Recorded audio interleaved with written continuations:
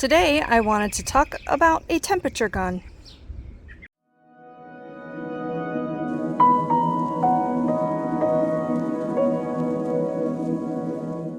So one of the more accurate thermometers that you can get is a laser thermometer that's digital. It takes batteries and it just shoots a laser out and tells you the temperature of any surface.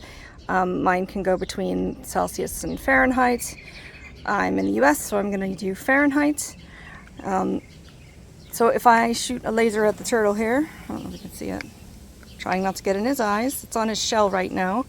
So he's actually almost 90 degrees. That's fine for a basking platform. That's good for a turtle.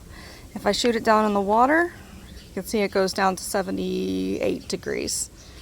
So I just check temperatures once in a while to make sure it's not too hot or too cold. Let's go over to Charlie and see what she is. Hi, Charlie. Charlie's pen is in the shade a lot of the time. She is both in nesting mode and she's drying out her feathers after preening. So she's lying down. This is not normal bird behavior, but it's normal for my bird. Alright, so I'm going to just go ahead and get the ground inside of it. And the ground in here is about 80 degrees. That makes sense for the ambient temperature it was supposed to be today. I'm sure Charlie's a little warmer right now in the sun, but I'm going to not go over there because she's been kind of annoyed while she's in this breeding mode. And next we have Puffin in her playpen. I brought her out on a nice warm day with some water. She has different shady areas throughout the day, but even though she's a desert animal, I do not want her to get too hot in here. So if I take the temperature here, without getting it on her, yeah, 101, well, it just said 101. If you move it, it records the temperature as you go by. So we're even though I just doused it in water, it's like above 100 degrees. So I'm gonna go ahead and bring her in. Their basking temperature should be over 100 degrees, but if this whole thing, look at that. Did you see that, 128? Yeah. So it's a little too hot in here for her right now. So I'm gonna go ahead and bring her in. Yeah, she's that gaping behavior with the mouth open is her thermoregulating. So it's time for her to come in. All right, so she's back in her, one of her tanks, the one in my office. You can see the laser dot on her right now, and her body temp is 97.1 degrees. All right, so that's pretty high. That's within tolerable levels, but that's pretty high. If I am not careful enough and try to gun it through the glass, right, that's not the actual temperature, that's the temperature of the glass. In her basking spot right now, I just turned the light back on, but it's 94.